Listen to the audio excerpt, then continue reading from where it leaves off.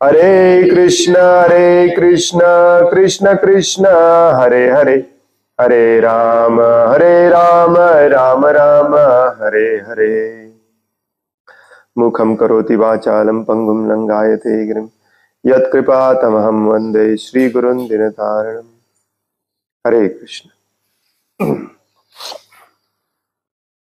Can you check the live audio?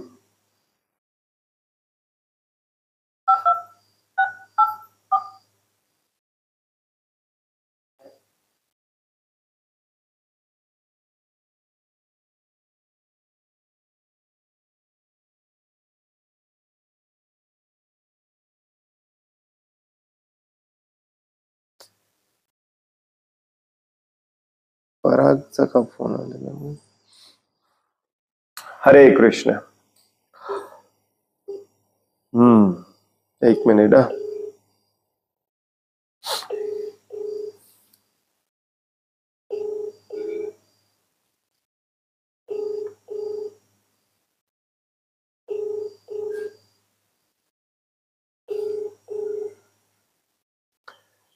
हरे Krishna.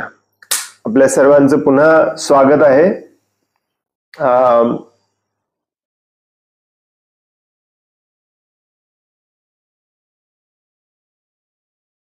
Generally जेव्हा आपण नवीन वाचन श्रवण सुरू करतो तेव्हा सगळ्यांना मेसेज पाठवतो, ज्यांना कोणाला नवीन जॉईन व्हायचं आहे त्यांच्यासाठी देखील।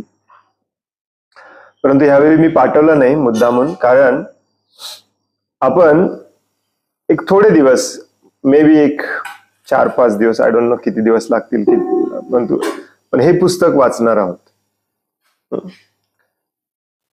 कृष्ण भावनेमध्ये पहिले पाऊल। तुम्हाला मंदिरामध्ये मिळेल, हे नाही मिळालं तर मला मेसेज करा, मी तुम्हाला लिंक पाठवतो, तिथून तुम्ही घेऊ शकता किंवा मी तुम्हाला पाठवू शकतो। जनरली आपले मागच्या भगवद्गीता वाचन श्रवण सेशन मध्ये, श्रवणम कीर्तनम सेशन मध्ये जे होते त्यांनाच मेसेज पाठवला। बरेचसे लोक नवीन जॉईन झालेत, बरेचसे लोक भगवद्गीता सुरू होणार म्हणून जॉईन झालेत, त्यांच्यासाठी एक छोटीशी सूचना। यस, भगवद्गीता आपण वाचायला सुरुवात करणार आहोत हे पुस्तक झाल्यानंतर। छोटस पुस्तक आहे, खूप मोठं नाही आहे, मला वाटतं एक आठवडाभरामध्ये संपेल, मे बी 1.5 आठवडा वगैरे लागतील। वैष्णव सदाचार या विषयाखाली आपल्याला चर्चा करायची होती, थोडंसं बोलायचं होतं, परंतु जे वैष्णव सदाचार म्हणून जे मॅन्युअल पब्लिश केलं जातं आपल्या भक्तांमध्ये, त्याचा मी पूर्वी पण एकदा अभ्यास केलेला। बऱ्याचशा गोष्टी अशा लिहिलेल्या असतात त्याच्यामध्ये, ज्या नवीन भक्तांसाठी खूपच कठीण आहे किंवा समजायला पण कठीण आहे आणि करायला पण कठीण आहे, आणि थोडस दूरचा असा कन्सेप्ट वाटतो। तर परमपूज्य भक्ती विकास महाराजांनी हे पुस्तक बऱ्याच वर्षापूर्वी लिहिलंय, अशा लोकांसाठी जे नुकतेच भक्तीमध्ये आलेले आहेत आणि बरंचसं त्यांना कन्फ्युजिंग आहे की हे ड्रेस असाच का घातला जातो, तिलक असाच का लावला जातो, कसा दंडवत प्रणाम काही लोक इकडून करतात, काही लोक तिकडून करतात, हे काय भानगड आहे, कुठलं शास्त्र पहिल्यांदा वाचलं पाहिजे, कुठली आरती म्हटली पाहिजे, तीच का म्हटली पाहिजे, त्याच वेळेला का म्हटली पाहिजे, असे बरेचसे प्रश्न असतात। तर त्यामागचं कारण आणि ते कसं करायचं हे थोडंफार समजून घेण्यासाठी आपण हे एक आठवड्याभराचं सेशन करणार आहोत। सगळ्यांसाठीच उपयोगाचं आहे। तुमच्यापैकी बरेच भक्त ऑलरेडी बरेच वर्ष, बरेच दिवस झाले ऑलरेडी आधीपासूनच याच्यामध्ये आहेत, त्यांना याची कल्पना आहे, नो प्रॉब्लेम। तुमच्यासाठी हे थोडंसं रिपीट होईल, मे बी थोडंसं नवीन ऐकायला मिळेल,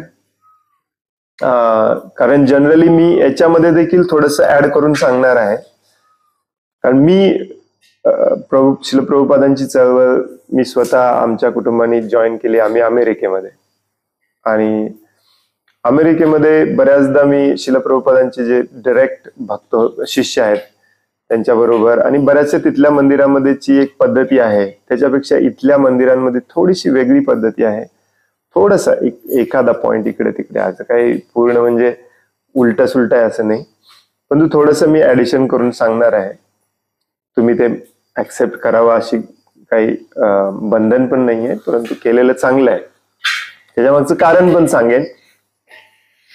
कारण श्रील रूप गोस्वामी आपल्या उपदेशामृतामध्ये म्हणतात, नियमाग्रह.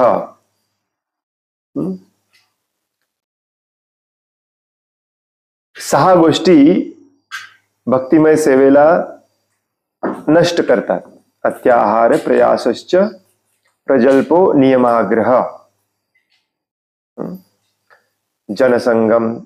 जनसंगश्च, लौल्यंच, षड्भिर्भक्ती विनश्यती. हा नियम आग्रह म्हणजे काय की नियम आणि बंधनं आहेत. यस, नाही असं नाही. आपल्याला सुरुवातीला सांगितलं जातं की नियम बंधनं काही नाही आहेत. भगवंतांचं नाव घ्यायचं आहे, कुठेही घेतलं तरी चालतंय, कुठलंही नाव घेतलं तरी चालतंय वगैरे वगैरे. परंतु बऱ्याच ठिकाणी शास्त्रामध्ये तुम्हाला सापडेल की भक्त किंवा भक्तीमध्ये प्रगती करणे याचा अर्थ असतो चांगलं काय आणि वाईट काय हे जाणणे. जनरली आपण भक्तीमध्ये कशासाठी येतो? भौतिक जगामधल्या वाईट गोष्टींचा वैताग आलेला असतो, कुठेतरी आपल्या दुःखाचं कारण आणि समाधान आपण शोधत असतो. किंवा बरेचसे लोक हे काय अध्यात्म म्हणजे काय आहे या जिज्ञासेने येतात. आणि कुठल्याही संप्रदायामध्ये जावा तुम्ही, कुठल्याही मठामध्ये जावा, कुठल्याही संस्थेमध्ये जावा, बरेचसे नियम असतात, नाही असं नाही. आणि वैदिक संस्कृती ही देखील या नियम आणि बंधनांवरतीच आधारित आहे. का नियम आणि बंधन? का नियम आणि बंधन? कारण या भौतिक जगामध्ये जे काही आपण सगळं करतोय ते चुकीचं करतोय. मग बरोबर काय आहे हे शिकणे, बरोबर काय आहे ते करणे, यालाच म्हणतात अध्यात्मामध्ये प्रगती करणे. मग आता या गोष्टी ज्या आपण वाचणार आहोत, हे पुस्तक त्या वैष्णव सदाचारचं जे मॅन्युअल आहे त्याच्यापेक्षा हे पुस्तक खूप चांगलं आहे. कारण याच्यामध्ये भक्ती विकास महाराज ऍक्च्युली समजावून सांगतात की हे का करायचं, कशासाठी करायचं, थोडंफार प्रमाणात. अगदी डिटेलमध्ये पण सांगत नाहीत, पण थोडंफार. आणि काही गोष्टी अशा आहेत ज्याच्या मागचं कारण तुम्हाला सांगितलं जाणार नाही, मलाही माहित नसेल काही काही गोष्टींचं कारण. आणि बऱ्याचशा गोष्टी अशा असतात की त्या आपल्या आचार्यांनी सांगितल्या म्हणून आपण करायच्या असतात. फॉर एक्झाम्पल, एखादा व्यक्ती, उदाहरणार्थ एखादा व्यक्ती म्हणेल की तिलक असाच का लावायचा, आम्ही असा लावणार, इथेच का लावायचा आहे तिला, याला काही कारण नाही. तसं बघायला गेलं तर आहे, थोडंफार कारण सांगितलं जाईल त्याचं पण, परंतु असंच का तसंच का करत बसलो तर आपण त्याला काही एंड नाही. आलं का लक्षात? आपले आचार्य, विशेष करून कृष्ण कृपा श्रीमूर्ती परमाराध्य श्रील प्रभुपाद, आपल्याला बऱ्याचशा गोष्टी सायंटिफिकली, वैज्ञानिक दृष्टिकोनातून सांगायचा प्रयत्न करतात, जेणेकरून आपला विश्वास बसावा, ती श्रद्धा उत्पन्न व्हावी, तो विश्वास उत्पन्न व्हावा. आणि एकदा श्रद्धा आणि विश्वास निर्माण झाला की त्यानंतर आपले आचार्य जे सांगतात ते आपण ब्लाइंडली ऍक्सेप्ट केलं पाहिजे. उगीच विनाकारण प्रत्येक गोष्टीचं कारण शोधण्यात पण अर्थ नसतो. बारीक सारीक गोष्टी, या एखादी मोठी गोष्ट आहे ती समजावून घेण्याची आपल्याला बदलताच येत नाहीये लवकर. इंद्रिय तृप्तीची कुठेतरी आपली आसक्ती आहे, कुठेतरी आपण अडकलोय, ते आपल्याला पण कळतं थोडंफार वाचन श्रवण केल्यानंतर की ते बदललं पाहिजे, पण तू बदलायचं होत नाही. मग अशा ठिकाणी स्पष्टीकरण, समाधान, त्याच्या मागचं कारण, समाधान हे करून घेणं आणि मग बदलणं हे साहजिक त्याच्यानंतरचे स्टेप्स आहेत. परंतु हे सुरुवातीचे जे आहेत, या पुस्तकाचं नावच आहे कृष्ण भावनेमध्ये पहिले पाऊल. बेसिक, अगदी बेसिक गोष्टी याच्यात सांगितलेल्या आहेत. या पुस्तकात नाहीत अशा 2-3 गोष्टी आपण डिटेलमध्ये जाऊन चर्चा करणार आहोत. एक म्हणजे जप का करायचा, कसा करायचा, जे भागवतम मध्ये दिलेलं आहे ते मी थोडंसं त्याच्यावरती 1-2 सेशन घेणार आहे. एकाच सेशन मध्ये पण होईल, परंतु कदाचित 2 सेशन होतील. आणि भक्तांमध्ये संबंध कसा असला पाहिजे याच्यावरती 1-2-3 सेशन होतील. ते देखील भगवान कपिल देव श्रीमद भागवतमच्या 3ऱ्या स्कंदामध्ये सांगतात, तो एक सेशन. हे दोन्ही मी मुद्दामून ऍड करतोय म्हणजे आपलं पूर्ण आपल्याला सगळं काही समजतंय. तर आज आपण या पुस्तकाच्या अगदी पहिल्यापासून पानापासून सुरुवात करणार आहोत, जिथे महाराज सांगतात की कशासाठी पुस्तक लिहिलंय. हे पण गरजेचं आहे. बऱ्याच जणांची भक्ती जी असते ती ब्लाइंड असते. ब्लाइंड म्हणजे अंध. अंधभक्ती कधीच करायची नाही. अंधभक्ती ही शिल प्रभुपादांना अपेक्षित नाही, शिल रूप गोस्वामींना अपेक्षित नाही आणि भगवान श्रीकृष्णांना देखील अपेक्षित नाही. हे म्हणूनच ते अर्जुनाचे एवढे साऱ्या प्रश्नाचे उत्तर देतात भगवद्गीतेमध्ये. आपल्याला आपल्या मनामध्ये जी शंका आहे त्याचं उत्तर मिळालं पाहिजे, मग आपण निसंशय होऊन भगवंतांना शरण जाऊ शकतो. तर आपण हे वाचायला सुरुवात करूया. आपला पॅटर्न हा असाच राहणार आहे जो भगवद्गीतेचा होता. तुमच्यापैकी जवळजवळ 80-90% लोक भगवद्गीतेच्या क्लासेसला होते. आपला पॅटर्न हा असाच राहणार आहे की जे पुस्तकात दिलेलं आहे ते वाचणे आणि प्रत्येक वाक्याचा अर्थ समजावून घेणे. भगवद्गीतेचं पण वाचन आपण तसंच करतो. तर तुमच्यापैकी काही जणांनाही माहित असेल तर थोडस सहन करा नवीन लोकांसाठी. तर या पुस्तकाचं मी आता इंट्रोडक्शन वाचतो, परिचय.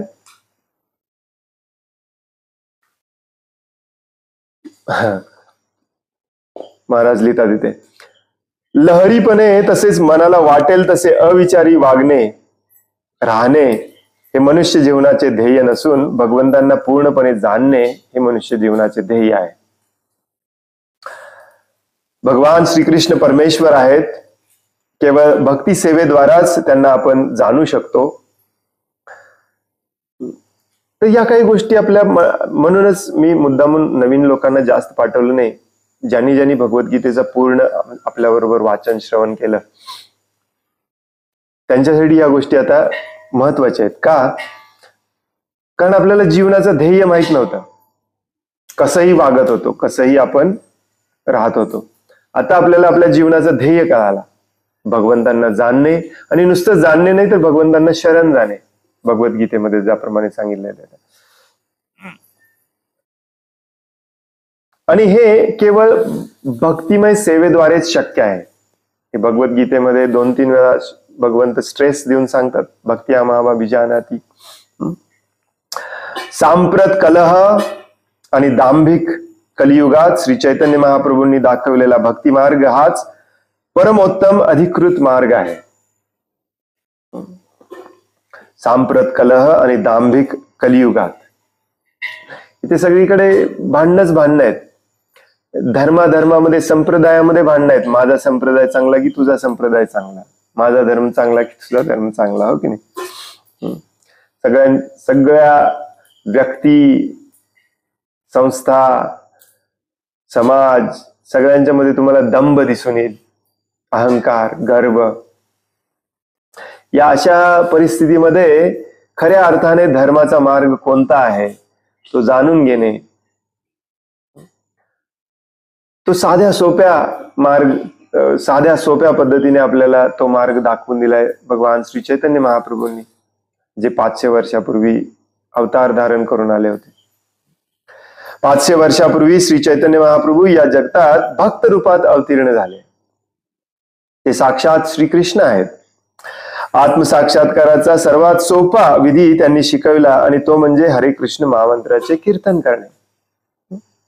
हरे कृष्ण कृष्ण कृष्ण हरे हरे, हरे राम राम राम हरे हरे. हे हरिनाम संकीर्तन आता केवळ भारत देशातच मर्यादित न राहता श्री चैतन्य महाप्रभूंनी भविष्यवाणी केल्याप्रमाणे सर्व जगभर पसरले आहे.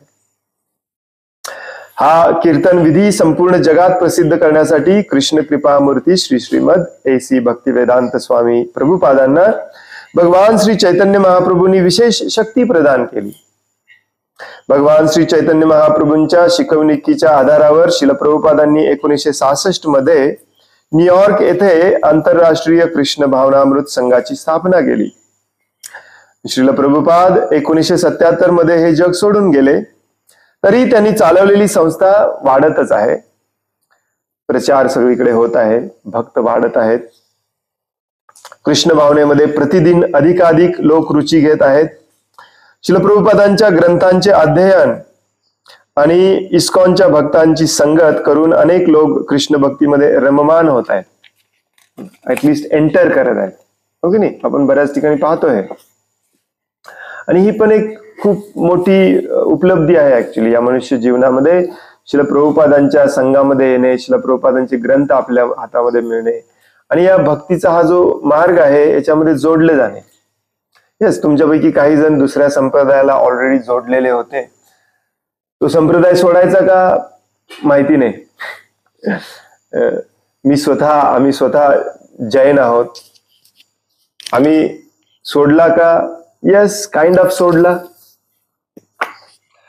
बऱ्याचदा मला लोक येऊन विचारतात की का सोडला. मी त्याचं एकच कारण सांगतो की तत्वज्ञान काही वेगळं नव्हतं, परंतु आचरणात आणणारे शुद्ध भक्त मला इथे भेटले म्हणून मी याचा स्वीकार केला. तर तुम्ही वारकरी संप्रदायाचे असाल, दुसऱ्या कुठल्या आणि संप्रदायाचे असाल, नाथ संप्रदायाचे असाल, मला काही दुसऱ्या संप्रदायाचा एवढा अभ्यास नाहीये, साऊथ इंडियातले मध्वा संप्रदाय वगैरे वगैरे, ही शुद्ध भक्ती मार्ग भगवद्गीतेच्या आधारावर श्रील प्रभुपादांनी आपल्याला दिलेले आहे. हे स्वीकारायला काहीच हरकत नाही. आणि इथे ऍडव्हान्टेज, इथे फायदा हा असा आहे प्रभुपादांच्या चळवळीमध्ये सामील व्हायचा, तो म्हणजे इथे आपल्याला याची प्रॅक्टिस सिरियसली करणारे भक्त मिळतील आणि ऑफकोर्स सिरियसली न करणारे पण भक्त मिळतील, नाही असं नाही. जसं कलियुग वाढत जाईल तसं सिरियसली न करणारे भक्त जास्त मिळणार, सिरियसली करणारे भक्त एका दुसरा टक्का, 5%, 10% मिळणार. आणि हे भगवंतांनी पण सांगितलेलं आहे, लाखो करोडोंमधला एखादा सिरियसली माझी भक्तिमय सेवा करेल. परंतु ते इथे मिळण्याची गॅरंटी आहे, त्यामुळे काही हरकत नाही. याच्यात काही वेगळं दिलेलं नाहीये, तुमच्या संप्रदायात वेगळं दिलेलं नाही, याच्या संप्रदायात वेगळं दिलेलं असं काही नाहीये. आणि जर भगवद्गीतेमध्ये जे दिलेलं आहे त्याच्यापेक्षा तुमच्या संप्रदायात काहीतरी वेगळं सांगण्यात येत असेल तर ते चुकीचं सांगितलं जातं. किंवा इथे देखील प्रभुपादांच्या चळवळीमध्ये देखील भगवद्गीतेमध्ये जे सांगितलंय त्याच्यापेक्षा थोडंसं वेगळं सांगितलं जात असेल तर ते चुकीचं सांगितलं जातं. आपण हे सगळं स्वतः थोडंफार बेसिक, प्राथमिक अभ्यास केला पाहिजे. श्रीकृष्ण भक्ती करणे सोपे आहे, पण त्याचे तंत्र शिकण्यासाठी योग्य मार्गदर्शन हवे. अनेक लोक उत्साही असून देखील आपल्या केंद्रांपासून दूर असणे, व्यक्तिगत उपदेश कमी मिळणे, अशा सारख्या प्रतिकूल परिस्थितीमध्ये ते कृष्ण भक्ती करू शकत नाहीत.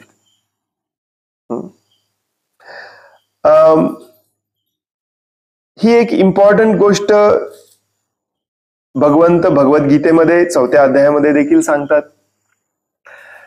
येस, प्रभुपादांनी अगदी साध्या सोप्या शब्दामध्ये आपल्याला बरेच छोटे मोठे असे ग्रंथ दिले, ते वाचून आपल्याला बरंच ज्ञान मिळू शकतं. परंतु कृष्ण भक्ती जरी सोपी असली, सगळीकडे प्रभुपादांनी आणि पूर्वाचार्यांनी कृष्ण भक्तीला सोपं म्हटलेलं असं, कर्मयोगापेक्षा, ज्ञान योगापेक्षा, ध्यान योगापेक्षा भक्ती योग हा एकदम सोपा आहे.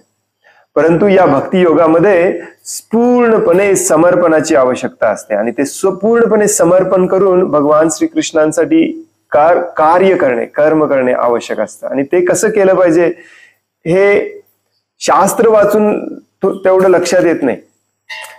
शुद्ध, अधिकृत, प्रामाणिक आध्यात्मिक गुरुच्या मार्गदर्शनाखाली रोजचं ट्रेनिंग असणे हे देखील खूप गरजेचं असतं.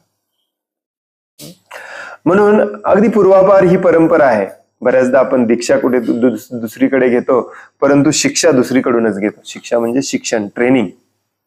शिक्षा गुरु रूप सनातन गोस्वामी यांचे देखील शिक्षा गुरु होते.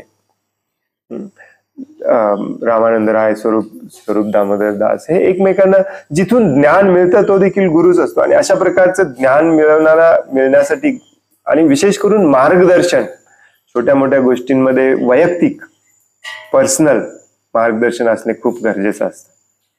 बऱ्याच लोकांना हे लक्षात येत नाही. आपण फॅशन म्हणून दीक्षा घेतो आणि नंतर वैयक्तिक मार्गदर्शन कुठे नसतंच आपलं, आणि असलं तरी चुकीचं मिळतं बऱ्याच वेळेला. त्याच्याबद्दल थोडस आपण सतर्क राहायला पाहिजे. प्रभुपाद इथे महाराज इथे म्हणतात की अशा प्रतिकूल परिस्थितीमध्ये कृष्ण भक्ती करू शकत नाही. विशेषतः अशाच लोकांसाठी हे पुस्तक लिहिले आहे. यामध्ये अनेक विषयांवर प्रत्यक्ष व्यावहारिक मार्गदर्शन आहे, जसे की जप कसा करावा, घरी पूजा कशी करावी, तिलक कसा लावावा, उत्सवांचे आयोजन कसे करावे इत्यादी. उत्सवांचं महत्व काय आहे ते देखील लिहिलेलं आहे थोड्याफार प्रमाणामध्ये. यातील अधिकांश विधी सर्व स्तरातील भक्तांसाठी उपयोगी आहेत, मात्र विशेषतः घरी राहणाऱ्या भक्तांसाठी काही विधी उपयोगी आहेत. आपल्यापैकी बरेचसे गृहस्थ आहेत, घरी राहून भक्ती कशी करायची, रोजच्या विधिविधानांचं पालन कसं करायचं. व्यक्तिगत देखरेखीखाली हे पुस्तक निश्चितच पर्याय नव्हे. महाराज सांगतात की जिथे तुमच्याकडे ऍक्च्युली पर्सनल मार्गदर्शन करण्यासाठी कोणीतरी आहे, तेव्हा अशा पुस्तकांची काही गरज नसते. आम्ही असली पुस्तकं कधीच वाचली नाही, खरं सांगायचं म्हणजे तुम्हाला. आमचं ट्रेनिंग कसं झालं, आम्ही रोज जाऊन जाऊन आमचं ट्रेनिंग झालं की असंच का दंडवत करतात, असाच का तिलक लावतात, हीच आरती याच वेळेला का म्हणतात, हे असं हा उत्सव कसा साजरा करतात. हे आम्ही रेग्युलरली गेलो, भक्तांच्या संघामध्ये राहिलो, फुल टाइम डिवोटी झालो, मग आमच्या हळूहळू लक्षात आलं. मला असं म्हणायचं नाहीये की हे पुस्तक गरजेचं नाहीये, पण मला असं वाटतंय की मला पण हे पुस्तक लवकर मिळालं असतं खूप बरं झालं असतं. आम्ही खूप प्रॅक्टिकली शिकलो. परंतु महाराज इथे काय सांगतात की पुस्तक जरी असलं तरी अशा पद्धतीने प्रॅक्टिकली शिकणे खूप गरजेचं असतं, खूप महत्वाचं असतं. हे पुस्तक मिळालंय म्हणून मी घरात काही पण करू शकतो असा चुकीचा अर्थ पण याचा काढायचा नाही. दिव्य अशा उच्च स्तरावर जाण्यासाठी नवोदित भक्तांना व्यक्तिगत मार्गदर्शनाची आवश्यकता असतेच. श्रील प्रभुपाद लिहितात, आध्यात्मिक गुरुच्या मार्गदर्शनाखाली जो व्यक्तिगत प्रशिक्षण घेत नाही त्याच्यात कृष्ण साक्षात्काराचा आरंभ होणे व त्यांना जाणणे अशक्य आहे. हे भगवद्गीतेच्या 11व्या अध्यायाच्या 54व्या श्लोकाच्या तात्पर्यामध्ये हे वाक्य आहे. आश्चर्यकारक वाक्य आहे, परंतु खरं आहे. प्रभुपाद म्हणतात की जिथे तुम्हाला आध्यात्मिक गुरु मिळत नाही जो तुम्हाला पर्सनल ट्रेनिंग देऊ शकेल, ABCD, असं जोपर्यंत तुम्ही तुमच्या जीवनामध्ये होत नाही तोपर्यंत तुमच्या भक्तिमय जीवनाची सुरुवात खऱ्या अर्थाने होत नाही. यस, तोपर्यंत तुम्ही प्रॅक्टिस करता, जसं आपण 10वीच्या अभ्यासाची MPSCची परीक्षेची प्रॅक्टिस करतो, परंतु ऍक्च्युअली जाऊन ते परीक्षा देणे भक्तांच्या संघामध्ये. त्यामुळे ते वाक्य तिथे प्रभुपाद सांगतात की पहिलं तर आध्यात्मिक गुरु पाहिजे, नंबर 1. दुसरं म्हणजे तो प्रामाणिक आणि प्रमाणित पाहिजे, खूप महत्वाचं आहे. प्रभुपाद 1000 वेळा सांगतात ही गोष्ट. तुम्ही म्हणाल अप्रामाणिक गुरु कोण असतो? 99% अप्रामाणिक असतो, 1% तुम्हाला प्रामाणिक मिळणार. अशा गुरु आणि असा गुरु ऍक्च्युली पर्सनल ट्रेनिंग देतो. प्रभुपादांनी प्रत्येक शिष्यानं पर्सनल ट्रेनिंग दिलेलं. पर्सनल ट्रेनिंग की हे कसं करायचं, हे कसं करायचं, हे कसं करायचं. हजारो प्रॉब्लेम्स येतात, ते प्रॉब्लेम्स वरती आध्यात्मिक दृष्ट्या कसं त्याच्यावरती सोल्युशन काढायचं, हे सगळं आपण स्वतःच्या अशा एखाद्या मार्गदर्शन करणाऱ्या व्यक्तीच्या पर्सनल ट्रेनिंग खाली करणं गरजेचं आहे. म्हणून हे पुस्तक म्हणजे व्यक्तिगत भक्ती साधनेची केवळ एक पुरवणी म्हणता येईल, थोडंफार प्रायमरी, प्राथमिक. व्यावहारिक दृष्ट्या पाहिले तर तिलक लावण्याचा विधी, कीर्तन करणे इत्यादी गोष्टी अनुभवी भक्त अनुसरत असताना त्याच्याकडूनच शिकाव्या लागतात, कारण त्यामुळेच त्यांचा योग्य विधी समजून घेता येतो. बऱ्याचशा गोष्टी जीवनामध्ये अशाच असतात. पुस्तक वाचून कोणी संगीत शिकतो होत नाही, त्याला एक गुरु लागतोच. महाराज इथे उदाहरण देतात, इव्हन तिलक लावणे. तुम्ही ऍक्च्युली बऱ्याचदा तुम्ही पाहिलं असेल की खालचं जे तिलकच्या खाली जे तुळशीचं पत्र असतं ते काही जणांचं परफेक्टली असं गोलाकार होऊन निमुळतं असतं, काही जणांचं वरती चिकटलेलं असतं, काही जणांचं तिथूनच वरून आलेलं असतं, चौकोन झालेलं असतं. या गोष्टी भक्तांच्या संघात राहिल्याशिवाय आपल्याला हे लक्षात येत नाही. जवळचे संबंध निर्माण केल्याशिवाय, एक मार्गदर्शक असल्याशिवाय, ज्याला आपण अगदी फ्रीली कुठलाही प्रश्न विचारू शकतो आणि जो आपल्याला अगदी अधिकाराने सांगू शकतो हे करू नका, हे करा, अशा ठिकाणी आपण थोडंफार राहायला पाहिजेच. ह्याला काही पर्याय नाही दुसरा. या पुस्तकातील उपदेश वा सूचना या गौडीय वैष्णव संप्रदायातील म्हणजेच श्रीकृष्ण चैतन्य महाप्रभूंच्या संप्रदायातील हरिभक्ती विलास, भक्तिरसामृत सिंधू आणि श्री उपदेशामृत यासारख्या अधिकृत ग्रंथांमधील विवेचनावर आधारित आहेत. अधिक स्पष्ट सांगायचे झाले तर या पुस्तकातील उपदेश श्रील प्रभुपादांच्या शिकवणुकीवर आधारित आहेत. पूर्वीचे आचार्य व कालातीत असलेल्या ग्रंथांनी दाखवलेल्या मार्गापासून किंचितही दूर न जाता आधुनिक मानवास समजू शकेल अशा रीतीने कृष्ण भावनेचे प्रस्तुतीकरण श्रील प्रभुपादांनी केले आहे. खूप महत्वाचे आहे. प्रभुपादांचे सगळे ग्रंथ हे पूर्व आचार्य आणि वैदिक शास्त्र यांना अनुसरूनच आहेत. प्रभुपादांनी कुठलीही गोष्ट बदलून सांगितलेली नाही आपल्याला आणि आपण बदलली पण नसली पाहिजे. पुढे सांगतात महाराज या पुस्तकामध्ये. वैष्णवांच्या मूलभूत कार्यकलापांच्या मार्गदर्शनासोबतच कृष्ण भावना आंदोलनाच्या नवीन भक्तांना उपयुक्त ठरेल अशी माहिती आम्ही यात समाविष्ट केली आहे. अर्थात श्रील प्रभुपादांनी त्यांच्या ग्रंथामधून कृष्ण भावना भक्तीचे तत्वज्ञान परिपूर्णरित्या प्रतिपादन केलेले असल्याने ते आम्ही यात विस्तृतरित्या स्पष्ट केलेले नाही. प्रत्येक गोष्ट तत्वज्ञानाने इथे समजावून सांगण्यात आलेली नाही आहे या पुस्तकामध्ये. आपल्या जीवनात ते तत्वज्ञान ज्यांना अनुसरायचे आहे त्यांच्यासाठी हे पुस्तक प्रात्यक्षिक मार्गदर्शन आहे. यात दिलेला सराव व अभ्यास ज्या वाचकांना दृढ करावायचा आहे त्यांनी श्रील प्रभुपादांच्या ग्रंथांचे अध्ययन रोज प्रतिदिन नित्य नियमाने करावे असे आम्ही कळकळीने आवाहन करतो. कृष्ण भावना अंगीकारण्यासाठी काय करा व काय करू नका या सूचना प्रारंभी तुम्हाला अनुसरण्यास अवघड वाटतील, परंतु नवोदित भक्तांनी त्यामुळे खचून जाऊन निरुत्साही होऊ नये. बऱ्याचदा पहिल्या दिवशी आल्याला बंबार्डिंग केलं जातं आपल्यावरती. हे धोती घातली पाहिजे, तिलक लावायला पाहिजे, कंठीमाळा घातली पाहिजे, हे असं वागायला पाहिजे, 4ला उठायला पाहिजे, हे खाल्लं पाहिजे, हे खाल्लं नसलं पाहिजे. भीती वाटते आपल्याला. घाबरून जायचं नाही किंवा निरुत्साही पण व्हायचं नाही. ठीक आहे, काही हरकत नाही. स्टेप बाय स्टेप जावा तुम्ही. कधी कधी एकदमच पहिल्या दिवशी सगळं करायला गेलं तर बॅकफायर होतं. उलटी किक बसते हो की नाही.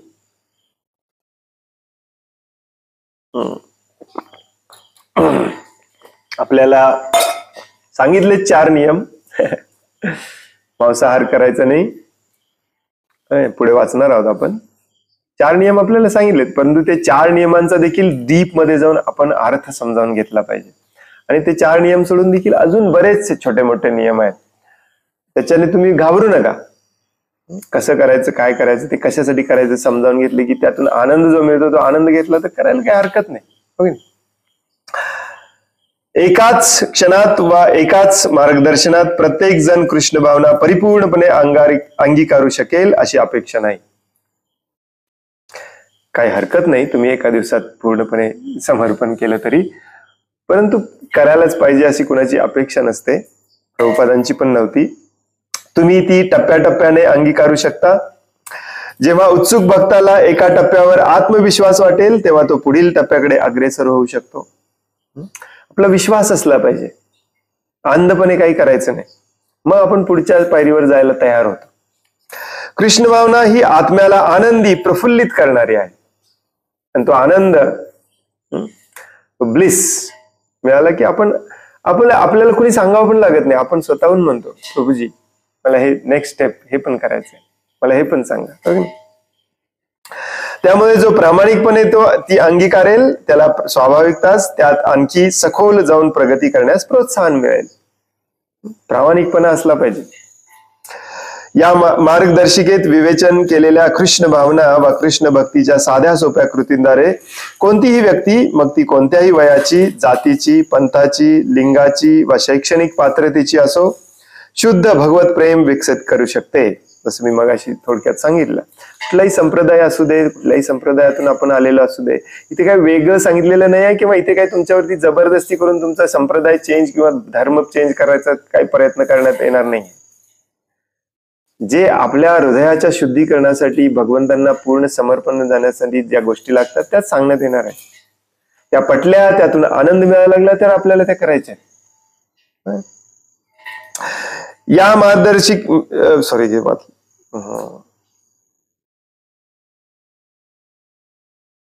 जन्म मृत्यूच्या भयानक फेऱ्यातून सुटका करून घेऊ शकते आणि भगवतधामात प्रवेश मिळवू शकते. कुणी? श्री चैतन्य महाप्रभूंचे हे संकीर्तन आंदोलन आता ही सुवर्ण संधी जगभरातील प्रत्येकाला उपलब्ध करून देत आहे. आम्ही वाचकांना कळकळीची विनम्र विनंती करतो की त्यांनी पूर्ण गंभीरतेने व मनापासून कृष्ण भावना स्वीकारावी, अंगीकारावी. सिरियसली. जो डळमळीत असतो त्याची प्रगती पण डळमळीत असते, जो सिरियस असतो त्याची प्रगती सिरियस होते. आता यातल्या बऱ्याचशा गोष्टी तुम्हाला ऑकवर्ड वाटतील. ऑकवर्ड म्हणजे काय? संकोच वाटेल, मी धोती कशी काय घालू. काही माताजींना याचा पण संकोच वाटेल, मी साडी कशी काय नेसू. कारण आता आपण मॉडर्न झालंय. बऱ्याच जणांना वाटेल की एवढी मोठी कंटीमाळ घालून मी ऑफिसमध्ये कसं जाऊ. तर या संकोचाला दूर करण्यासाठी, यातला आनंद मिळवण्यासाठी भक्तांचा संघ खूप गरजेचा आहे. जिथे 10 जण धोती नेसलेले असतात ते आपल्याला धोती घालायला काय विशेष संकोच वाटत नाही. मग पहिली स्टेप असते आपण इथे घालायची, बाहेर पॅन्ट घालायची, मग हळूहळू बाहेर पण आपण एक दिवस मग जाऊ द्यायची, कोण कोण बदलत बसायचं, काय लोक म्हणतात बघूया. तर भक्तांचा संघ असणे खूप गरजेचं आहे. आपण मात्र आपला प्रयत्न हा गंभीरपणे आणि मनापासून करायचा, सिरियसली. भगवान श्री चैतन्य महाप्रभू म्हणतात, हे झोपी गेलेल्या जीवांनो उठा. माया नावाच्या चेटकिनीच्या मांडीवर आणखी किती काळ तुम्ही झोपणार आहात. तुमचा भवरोग दूर करण्यासाठी मी औषध आणले आहे. की नाही? असं कोणीतरी आपल्याला उठवायला आलं तर आपल्याला बरं वाटलं पाहिजे. आपण पण उत्साहाने सिरियसली उठलं पाहिजे. कुठे सांगितलंय चैतन्य महाप्रभूंनी? जीव जागो जीव जागो गौराचंद्र काय बोले, कोठा निद्रा जाओ माया पिशाचिया खोले. तुमचा भवरोग दूर करण्यासाठी मी औषध आणले आहे. ते आहे भगवंतांच्या पवित्र नामाचे गुणगान. हरे कृष्ण कृष्ण कृष्ण हरे हरे, हरे राम राम राम हरे हरे. यातला पहिला अध्याय आपण सुरू करूया वाचायला. जेवढा होईल तेवढा आपण वाचूया 8 वाजेपर्यंत. उद्या परत कंटिन्यू करायचं. पहिल्या अध्यायाचं नाव आहे श्रीकृष्ण भावनेचा अभ्यास का करायचा. थोडाफार विश्वास पाहिजे, होय नाही, श्रद्धा पाहिजे. थोडं बेसिक भगवद्गीता याच्यामध्ये महाराज सांगतात. आपण हे शरीर नसून चेतन आत्मा आहोत, ही आपली खरी ओळख आहे. शरीर तात्पुरते आहे, मात्र प्रत्येक शरीरात वास करणारा जीवात्मा शाश्वत आहे. भगवद्गीतेचं मेन बेसिक इथेच सुरुवात होते की तू शरीर नाही, तू आत्मा आहे. शरीर संपतं, बदलतं, शरीर जन्मतं, शरीर मोठं होतं, शरीर थोडा वेळ आहे तसं टिकतं, नंतर शरीर जीर्ण होतं आणि शरीर नष्ट होतं. परंतु त्यामध्ये बसलेला आत्मा याला हे स्टेजेस नाहीत, तो कायमचा आहे तसा आहे. हे शरीर जीर्ण होऊन नष्ट झालं की तो दुसऱ्या शरीरामध्ये जातो. हे बेसिक आपल्याला माहिती असलं पाहिजे. मात्र प्रत्येक शरीरात वास करणारा जीवात्मा शाश्वत आहे. पुरुषोत्तम परमेश्वर परमात्मा भगवान श्रीकृष्णांशी त्याचे अतूट नाते आहे. हा जो आत्मा आहे तो भगवंतांशी जोडलेला आहे. ऍक्च्युअली तो त्यांचा अंश आहे. तो विसरल्यामुळे हे शरीर त्या शरीरामध्ये तो अडकलाय. हे नाते शाश्वत, आनंददायी आणि अद्भुत आहे. खरं बघायला गेलं तर आपले वास्तविक जीवन म्हणजे खरं जीवन या भौतिक जगात नसून भगवान श्रीकृष्णांसोबत आध्यात्मिक जगात आहे. हे बेसिक आहे भगवद्गीतेचं. भौतिक जगात आपल्याला राहायचंच नाही. भौतिक जगातून आपल्याला भगवत धामात भगवंतांकडे जायचंय. त्यांना विसरून आपण इथे आलेलो आहे. श्रीकृष्ण हे आध्यात्मिक जगताचे कंट्रोलर, नियंत्रक आहेत. आध्यात्मिक जगात कृष्णांभोवती त्यांचे असंख्य शुद्ध भक्त आहेत, ज्यांची श्रीकृष्णांना प्रसन्न करणे ही केवळ एकच परिपूर्ण इच्छा असते. कारण आत्मा हा भगवंतांचा अंश आहे. आता आपण काय करतोय, शरीरासाठी प्रत्येक काम करतोय, त्यामुळे आपण इथे अडकलोय. जेव्हा आपण हे जाणतो की आपण शरीर नाही, आपण आत्मा आहोत, तेव्हा आत्म्यासाठी काम करायला लागलो की आपण भगवंतांची आपला पुन्हा संबंध जोडू शकतो. तो संबंध आनंददायी आहे, अद्भुत आहे आणि शाश्वत आहे, कायम टिकणार आहे. या शरीराशी आपला संबंध कायम टिकणार नाही. भौतिक वासनांपासून, काम, लोभ आणि द्वेष विशेष करून ते पूर्णपणे मुक्त आहेत शुद्ध भक्त.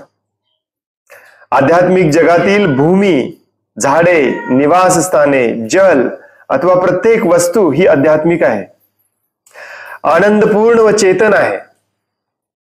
सगळा आनंदच आनंद आहे तिथे. इथे दुःखच दुःख आहे. तिथल्या प्रत्येक गोष्ट, वस्तू चेतनामय आहे. अगदी दगड देखील चेतनामय आहे. तिथे केवळ आनंदच आहे, दुःखाचा लवलेशही नाही. Excuse me.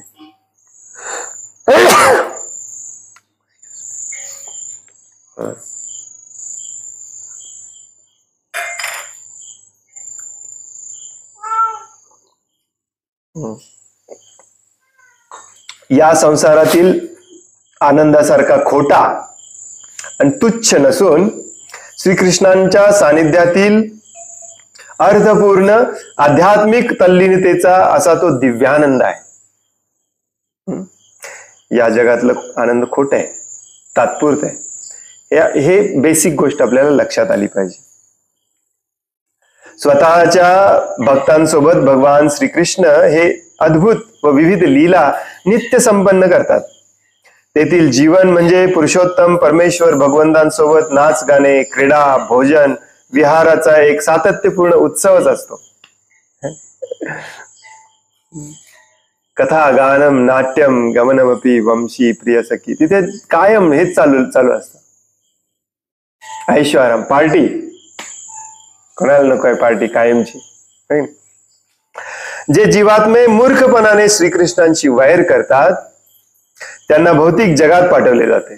इथं एखाद्याला सुधारण्यासाठी शिक्षा दिल्या जाणाऱ्या कारागृहाप्रमाणे हे भौतिक जग आहे. कारण त्या जगात प्रेमच प्रेम आहे, आनंदच आनंद आहे. तिथे थोडस जरी लोभी स्वार्थी झालं तर त्याचा त्रास दुसऱ्याला होतो. मग तिथे तुम्हाला ठेवलं जात नाही, तुम्हाला इथे पाठवलं जातं. तुमचा स्वार्थ किती आहे, लोभ किती आहे, तो पूर्ण करून घ्यायचा प्रयत्न करा.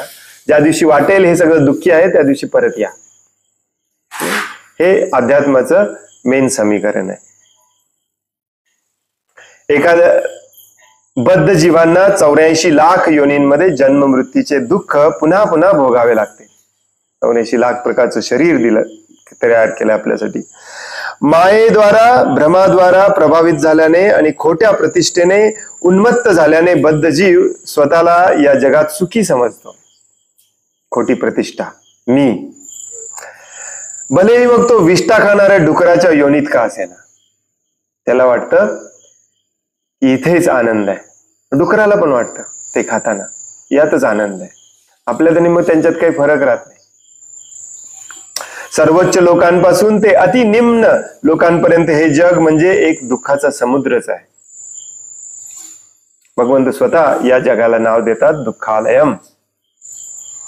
अशा या जगातील दुःखात आपण खितपत राहू नये अशी श्रीकृष्णांची इच्छा आहे. कारण ते आपले पित्या समान आहेत. असं वैर द्वेष करून घर सोडून गेलेल्या मुलासारखे आपण आहोत. आणि पित्याची इच्छा असते की या दुःखात खितपत पडण्यापेक्षा परत यावं. त्यांच्या समवेत शाश्वत व आनंदमय जीवन निरंतर जगण्यासाठी ते आपल्याला आध्यात्मिक जगात बोलवित आहेत.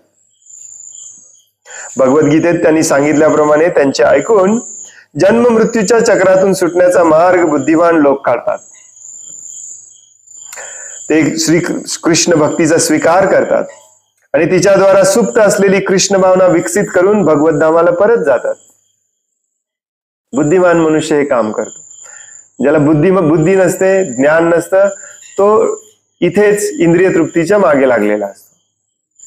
मग तुम्ही 5 स्टार हॉटेलमध्ये खाल्ला काय आणि त्या डुकराने गटारीत खाल्लं काय, ते सेमच आहे, क्रिया सेमच आहे. त्यातून तेवढाच सुख मिळणार आहे आणि त्यातून तेवढंच दुःख पण मिळणार आहे. याच्यासाठी आपल्याला ही बुद्धी दिलेली नाही आहे. मनुष्याला स्पेशल बुद्धी दिलेली आहे हे जाणण्यासाठी की इथलं दुःख कधीच संपणार नाही आणि तिथे दुःख नाहीच आहे. मग तिथे एंट्री घ्यायला पात्रता काय लागते, क्वालिफिकेशन काय आहे, याचा अभ्यास करणे हे आपण केलं पाहिजे. मग आपण मनुष्य होण्यास पात्र होतो, लायक होतो. सध्या कलियुगात भगवान श्री चैतन्य महाप्रभूंच्या रूपाने येऊन स्वतः श्रीकृष्ण आपल्याला कृष्ण भावना शिकवतात. भगवान श्री चैतन्य महाप्रभू परम दयाळू अवतार आहे. म्हणून अत्यंत सोप्या अशा संकीर्तन आंदोलनाचा प्रारंभ त्यांनी केला. भगवत अनुभूतीसाठी अत्यंत सोपा व आनंददायी असा हा विधी आहे. अगदी सोपा आहे. 4 वर्षाचं पोरग पण जप करू शकतो. आता त्याला बोलायला यायला लागलं. केवल आनंद कंद अर्थात आनंदाचे भांडार असे हे आंदोलन आहे.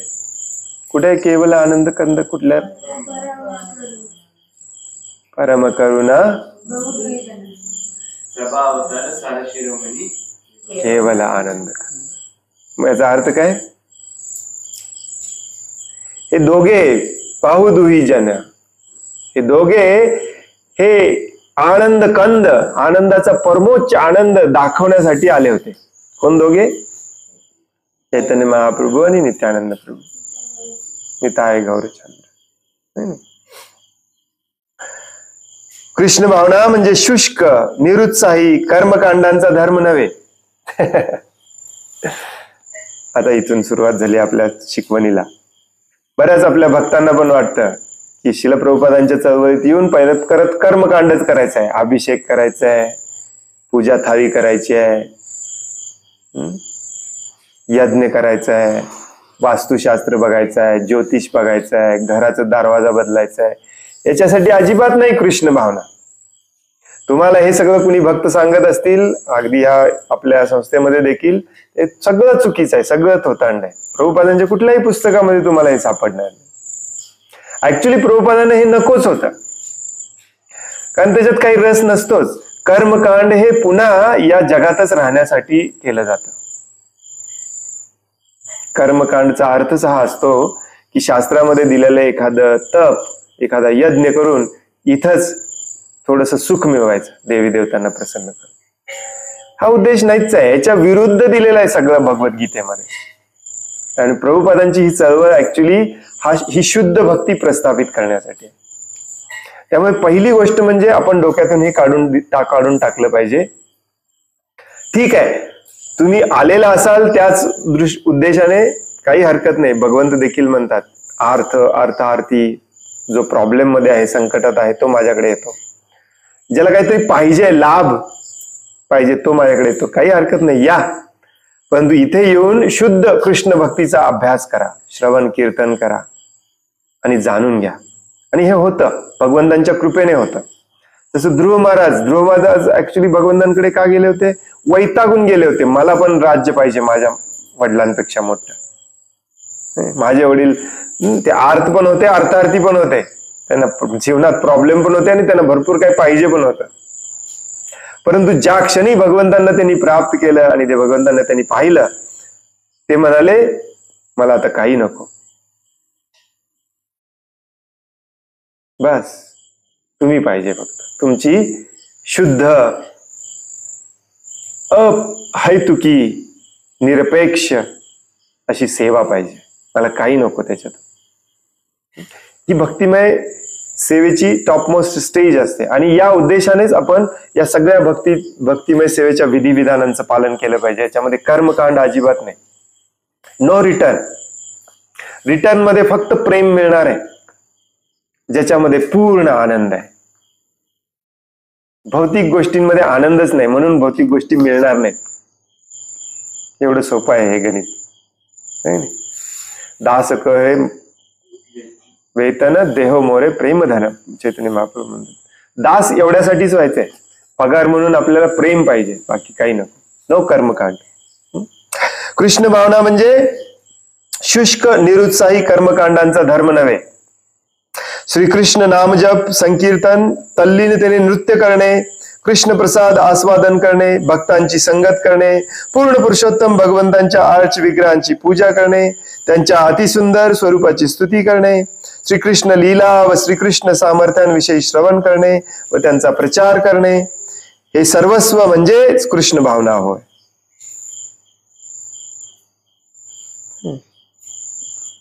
ऍक्च्युली टॉपमोस्ट स्टेज असते भगवान श्रीकृष्णांची सेवा करणे. परंतु ती सेवा करायला भगवान श्रीकृष्णांना प्राप्त केलं पाहिजे. तोपर्यंत मग आपण काय करणार?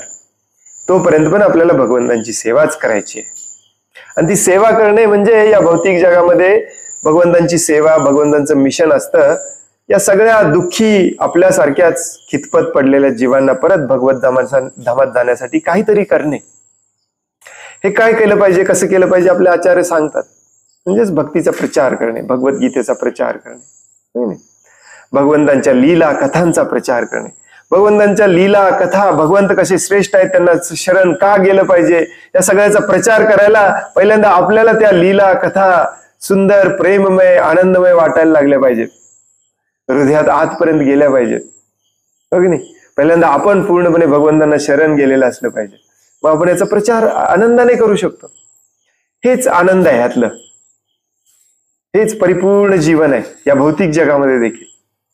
हेच आपल्याला मिळणार आहे. दुसरं काही भौतिक कर्मकांडाची अपेक्षा करायची नाही. कृष्ण भावना म्हणजे आध्यात्मिक जगाचा भाव होय. भाव खूप महत्वाचा शब्द आहे हा, भाव. फिलिंग्स. त्या दिवशी महाराज म्हणाले फिलिंग्स म्हणजे भाव. म्हणूनच याला कृष्ण भावना म्हटलं जातं प्रभुपादांच्या चळवळीला. ते असे जीवन आहे ज्यात आनंद सतत वधिष्णू असतो. वधिष्णू म्हणजे वृद्धिंगत होत जातो. आणि त्यामुळे साहजिकच आपण श्रीकृष्णांना प्रत्यक्ष पाहू व त्यांच्याशी बोलू शकतो. खूप मोठं वाक्य आहे, हो की नाही? खूप काय म्हणतात त्याला, डेअरिंग करून लिहिलेलं आहे. परंतु ते सत्य आहे. अशा अनुभव महान पूर्व आचार्यांनी, शुद्ध भक्तांनी घेतलेला आहे. तो अनुभव आपणही घेऊ शकतो. त्याच्यासाठी कृष्ण भावनेची ही चळवळ आहे. जीवन परिपूर्ण करण्यासाठी अनुभवून व सिद्ध केलेला विधी म्हणजेच कृष्ण भावना होय. पूर्वी सुद्धा अनेक लोकांनी कृष्ण भावनेद्वारा शुद्ध पवित्र होऊन श्रीकृष्णांच्या चरण कमलांची प्राप्ती केलेली आहे. आध्यात्मिक वृद्धी जागृत असणारे जीव निश्चितच भगवान श्री चैतन्य महाप्रभूंच्या अतुलनीय दयेची स्तुती करतील. कारण त्यांच्या संकीर्तन आंदोलनामध्ये सहभागी होण्यासाठी आपल्याला जे ते बोलवित आहेत. या भौतिक जगातील हा आपला शेवटचाच जन्म अशा निर्धाराने हे जीव पूर्ण निश्चयाने, दृढ निश्चयाने कृष्ण भावना अंगीकारतात. थोडस प्रभुपादांसारखं कठोर वाटतंय की नाही? भक्ती विकास महाराज खूप कठोर बोलतात. या भौतिक जीवनातील हा आपला शेवटचाच जन्म आहे. याच दृढ निश्चयाने आपण भक्तीमध्ये आलं पाहिजे. नाही, जेव्हा आपण विहिरीत अडकतो, दुसरा कुठला मार्ग नसतो, तेव्हा आपली पूर्ण शक्ती एकवटून काहीही करायला तयार असतो इथून बाहेर पडायला. तशी अवस्था आपली झाली पाहिजे. त्याच्याहूनही गंभीर झालं पाहिजे. कारण ही भव महादावाग्नी आहे. ही अग्नी भवबंधनाची, भौतिक जगाची, जन्म मृत्यूच्या चक्राची ही इतकी भयानक आहे की त्याची तुलना या जगातल्या कुठल्याही आगीशी करता येत नाही. आपल्या घराला आग लागल्यानंतर आपण किती तीव्रतेने उडी मारतो. ज्याला उंचीची भीती असते तो देखील उडी मारतो 4थ्या मजल्यावरून. आगीत होरपळून कोण मारणार?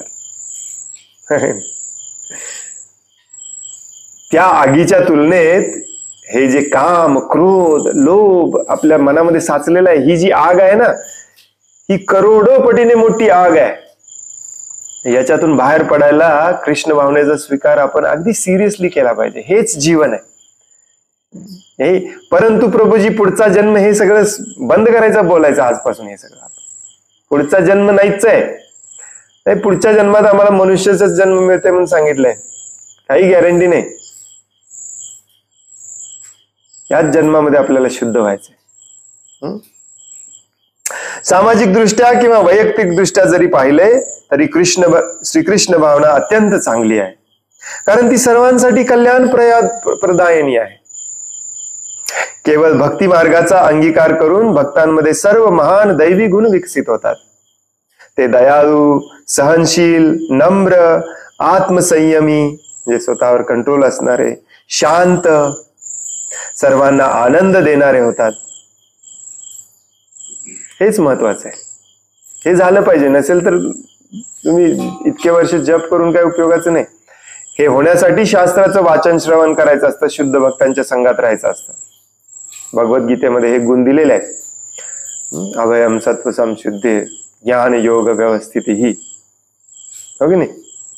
क्षमा दम तपा शौच शांतीर आर्जवम तितिक्षा, हे सगळे गुण आपल्यामध्ये आले पाहिजेत. हे आपल्यासाठी चांगलं आहे, आपल्या घरासाठी चांगलं आहे, आपल्या समाजासाठी चांगलं आहे.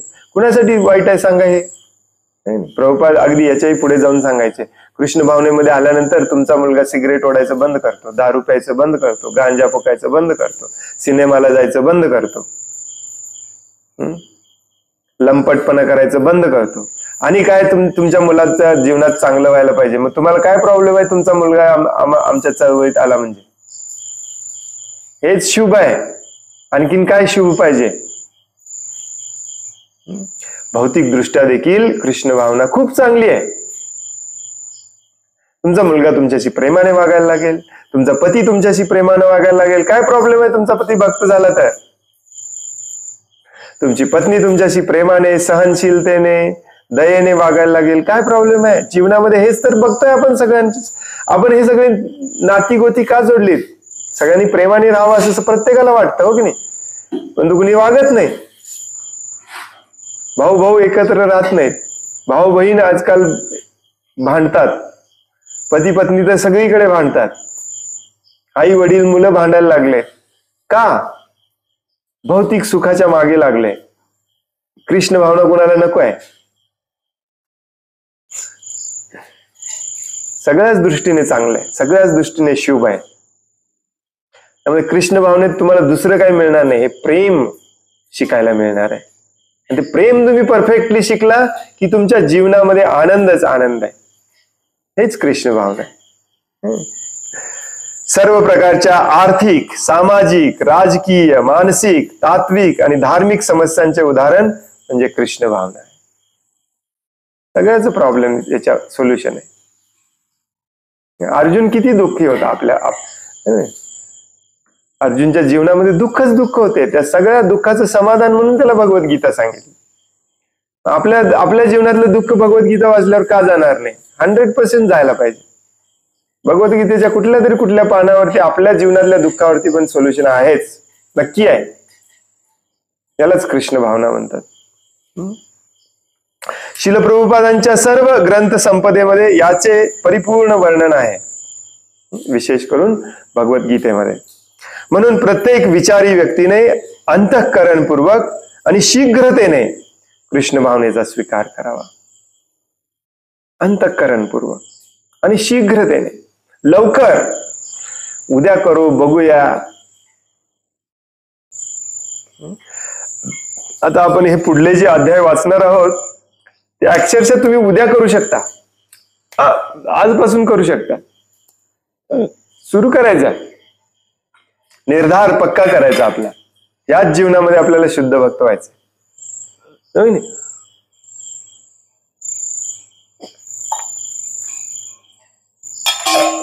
लोक काय म्हणतील, नातेवाईक काय म्हणतील, मित्र काय म्हणतील, हे पहिले प्रश्न पडणार आपल्याला.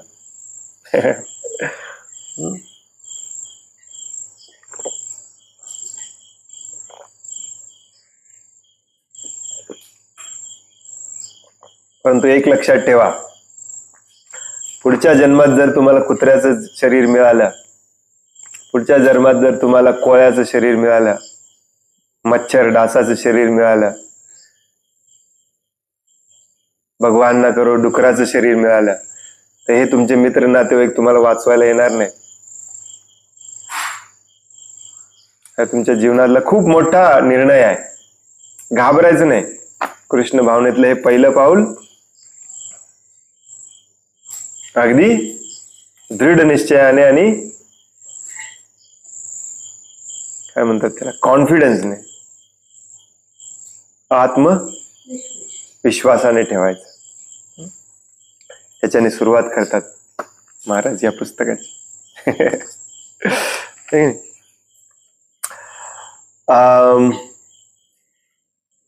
8 वाजलेत, त्यामुळे आज आपण इथेच थांबूया. मला वाटते कदाचित आठवड्यापेक्षा जास्त लागेल या रेटने गेलो तर आपण, पण काही हरकत नाही, सगळे क्लिअर झालं पाहिजे. आता याच्या पुढे सिरियसली सांगायला सुरुवात करतात, नाही असं नाही.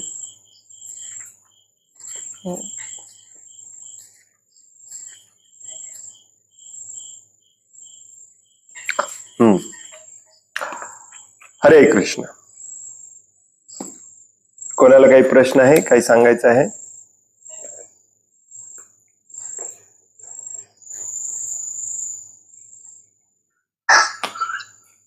हरे कृष्ण प्रभूजी, भगवत प्रणाम. हरे कृष्ण. आता भगवद्गीतेचा क्लास परत होणार आहे का? हो, हे पुस्तक वाचून झाल्यावरती लगेच सुरू, नेक्स्ट भगवद्गीता सुरू. ठीक आहे, खूप खूप धन्यवाद प्रभूजी. हरे कृष्ण प्रभूजी. हरे कृष्ण. ह्या पुस्तकाचं नाव काय म्हटले तुम्ही? कृष्ण भावनेमध्ये पहिले पाऊल. यांचं प्रभुपादांचं पुस्तक आहे का ते? नाही, भक्ती विकास महाराजांनी लिहिलेलं.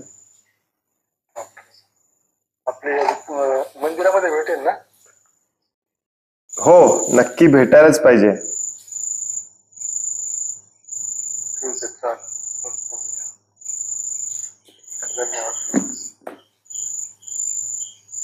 हे बघा,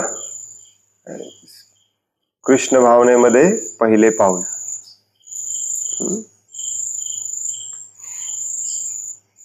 साधकांसाठी मार्गदर्शिका.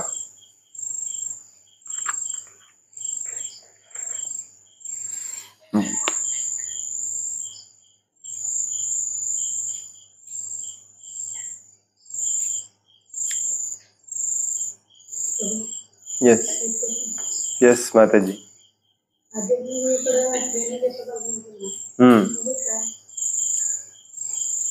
आध्यात्मिक गुरुकडे ट्रेनिंग घेतलं पाहिजे म्हणजे काय? भगवद्गीता आपण रोज वाचतो. आता ऑलरेडी आपण 3 वेळा वाचली, तुम्ही 3 वेळेला होता, हो की नाही? मग हे वाचून आपल्याला कळतं का की रोज सकाळी उठल्यापासून झोपेपर्यंत काय करायला पाहिजे? नाही कळत. कारण अर्जुन सारखे आपण युद्धभूमीवर नाही. आपल्याला पण भगवंतांची सेवाच करायची आहे जसे अर्जुनने केली, पण आपल्याला कळत नाही ते कसं करायची. आणि जरी कळालेलं असलं, बऱ्याच जणांना कळालेलं असतं, तरी त्याच्या मध्ये मध्ये आडवे आपले काम इच्छा येते. आपल्या मनातला द्वेष, मत्सर, आपल्या मनातले जे अनर्थ आहेत ते सगळे अनर्थ येत असतात. म्हणून ही पद्धती आहे, पूर्वापार आलेली ही पद्धती कुठून सुरुवात झालेली आहे? भगवान श्रीकृष्णांपासून सुरुवात झालेली आहे की आध्यात्मिक गुरुकडे गेलं पाहिजे, त्यांच्याकडून ऐकलं पाहिजे, त्यांच्याकडून ट्रेनिंग घेतलं पाहिजे. ट्रेनिंग म्हणजे काय? असं करा, असं करू नका, हे करा, हे करू नका, हे रेग्युलरली ट्रेनिंग घेतलं पाहिजे. असं कुणालाही गुरु मानून घरी बसून मग प्रगती होत नसते. तुम्ही उद्या म्हणाल मी पंडित रविशंकरांना गुरु मानलेला आहे, महिन्याभरात मला शास्त्रीय संगीत यायला पाहिजे. जरी तुम्ही YouTube वरती किती व्हिडिओ बघितले, पुस्तकं वाचली, तरी ते शक्य होत नाही.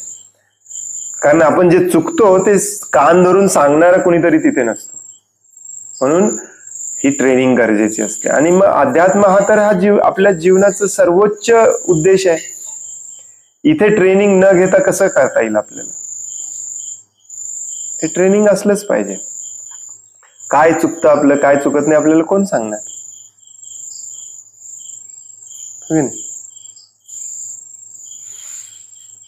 त्याला म्हणायचं ट्रेनिंग. त्या ट्रेनिंगसाठीच गुरु निवडायचा असतो आणि त्या ट्रेनिंगसाठीच दीक्षा घ्यायची असते. ते एकमेव कारण असतं.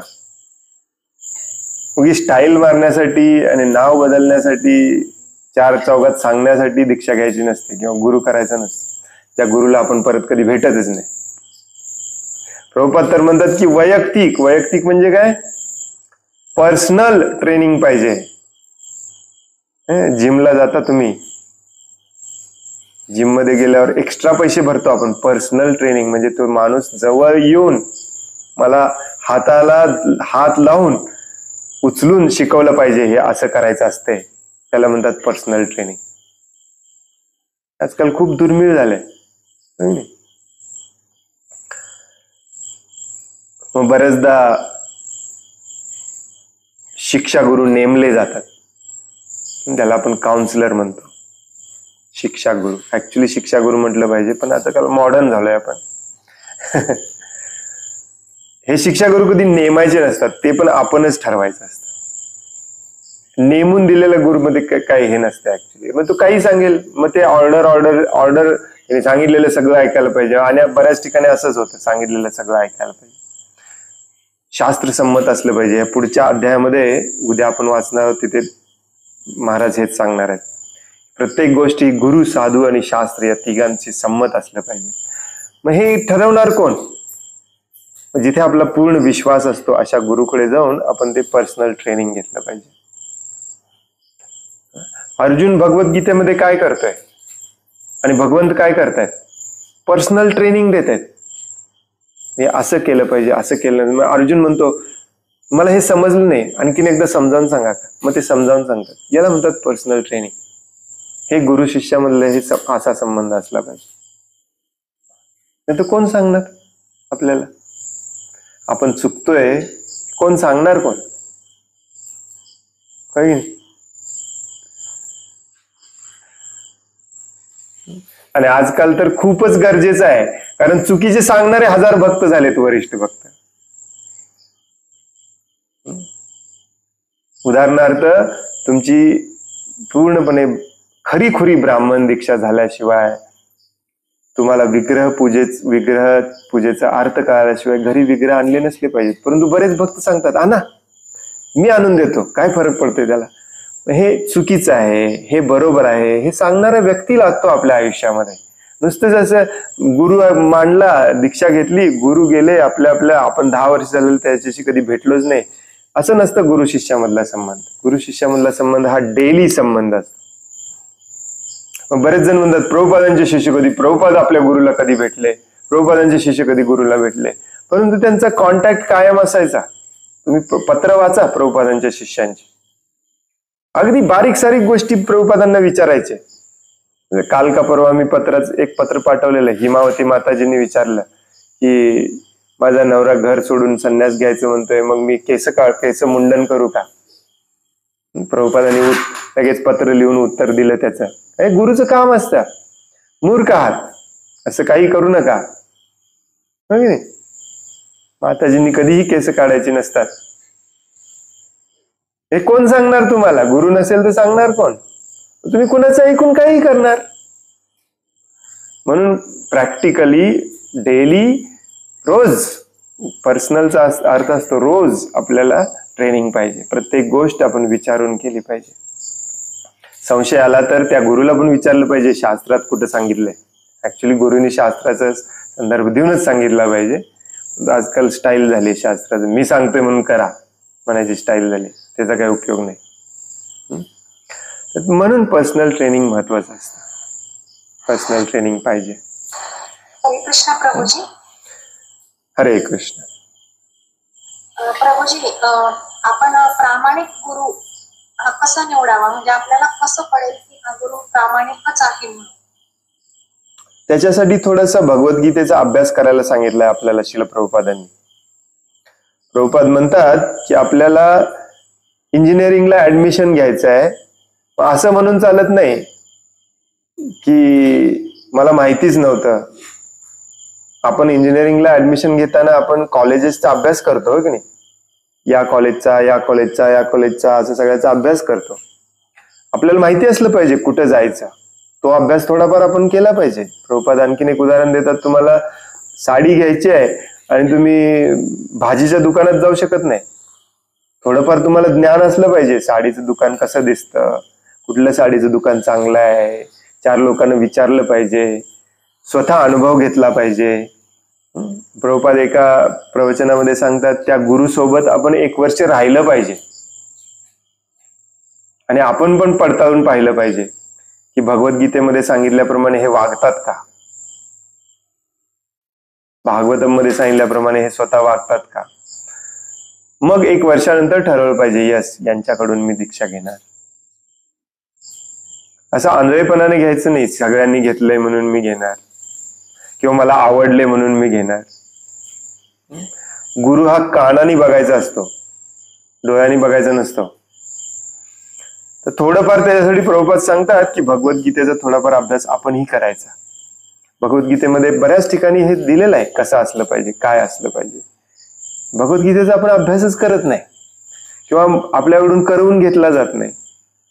विशेष करून भगवद्गीतेचा 16वा अध्याय पूर्ण याच्यावरतीच आहे की चांगला माणूस कसा असतो आणि वाईट माणूस कसा असतो, कसं हेरायचं, कसं बघायचं. तर हे थोडंसं प्रिलिमिनरी, ज्याला प्राथमिक अभ्यास म्हणतो, तो आपण केला पाहिजे. नाही असं नाही, असं नाही की कोरी पाटी मी तुम्हाला गुरु मानतो मला सांगा सगळं. कलियुगामध्ये तर अजिबातच करायचं नाही. काय कलियुगामध्ये 99% चान्सेस आहेत गुरु तुमचे बोगस निघायचे. त्यामुळे खूप सिरियसली याचा आपण अभ्यास केला पाहिजे आणि मग आपण निवडला पाहिजे. आणि भगवंतांना प्रार्थना करायची, भगवंत तुमची प्रार्थना स्वीकार करतात. बघा, भगवंत तुम्हाला अशा गुरुची, अशा भक्तांचीच भेट घालून देतात जशी तुमची इच्छा असते. आपल्या मनामध्ये जर आपल्याला असा गुरु पाहिजे असेल जो आपल्याला जास्त बंधनं घालणार नाही, जास्त नियम सांगणार नाही, मी करतोय त्याला नावं ठेवणार नाही, परवानगी देईल, मग तसेच गुरु तुम्हाला भेटवतात. तुमच्या मनात जर इच्छा असेल की मला शुद्ध व्हायचंय, काय झालं तर बेहतर, मला भगवंतांची सेवा करायची आहे, शुद्ध व्हायचंय, याच जन्मात भगवद्धामात परत जायचंय, मला हे सगळं सिरियसली घ्यायचंय, मग तुम्हाला भगवंत देखील सिरियस भक्त पाठवतात तुमच्या जीवनामध्ये. यांचा संग करा, यांच्याकडून दीक्षा घ्या. भगवंत करवतात, आपण काहीच करायचं नसतं. आपण फक्त इच्छा करायची असते, शुद्ध व्हायची, शुद्ध भक्त व्हायची. तुम्हाला ते ज्ञान देणार, कसं शोधायचं, कसं बघायचं. पहिल्यांदा स्वतःमध्ये ही इच्छा असली पाहिजे शुद्ध व्हायची.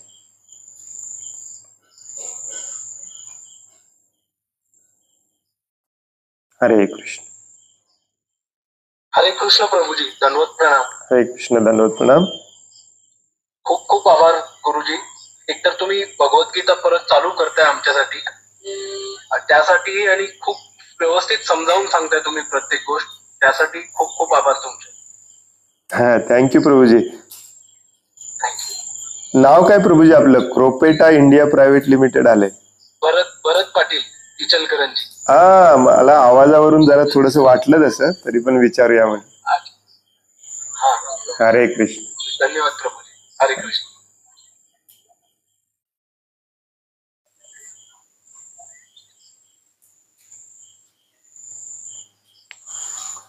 हरे कृष्ण. खूप खूप धन्यवाद. आजचा पहिला दिवस होता त्यामुळे थोडस स्लो झालं. उद्यापासून थोडंसं हे पुस्तक फास्ट घेतलं जाईल आणि संपवण्यात येईल. परंतु अत्यंत महत्वाच्या गोष्टी आहेत, स्किप करू नका. आणि रेकॉर्डिंग ऐकण्यापेक्षा उपस्थित राहा, म्हणजे तुम्हाला काही समजलं नाही तर ते विचारता येईल. हरे कृष्ण. खूप खूप धन्यवाद. वांछा कल्पतरुभयश्च कृपा सिंधुभ्य एव च पतितानां पावनेभ्यो वैष्णवेभ्यो नमो नमः. अनंत कोटि वैष्णव वृंद की जय. वैष्णव ठाकुर शिल प्रभुपाद की जय. ग्रंथराज नहीं, श्रीमद् भागवतम भगवत गीता की जय. हरे कृष्ण. धन्यवाद.